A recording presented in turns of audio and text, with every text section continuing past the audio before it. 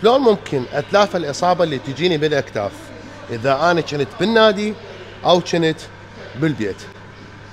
بالنادي ممكن اقدر استخدم البكره عن طريق السلك وحده، وبالتالي اسوي ذني الحركتين جدا راح استفاد، وراح ينضخ دم لهذا الجزء من العضله مالتي حتى اني امنع الاصابه. وبنفس الوقت الاكتاف ولوح الكتف كلهن راح احافظ عليهن، وخصوصا الاربطه اللي موجوده اللي تربط العضلات مع الصدر بالاكتاف، وبالتالي ما راح يصير عندي قطع نهائيا لانه انا اجيت وحميت هاي المنطقه. انا اشوف اغلب الشباب يفوتون للنادي ما يسوون احماء جيد جدا، وبالتالي بعد فتره راح يعاني من الاصابه الموجوده بهذا الجزء مال الاكتاف. السبب هو انت لازم تحمي هاي المنطقه وخصوصا الذني التمرينيين حتى تشوف نتائج كلش حلوه على نفسك وتبتعد نهائيا عن الاصابه.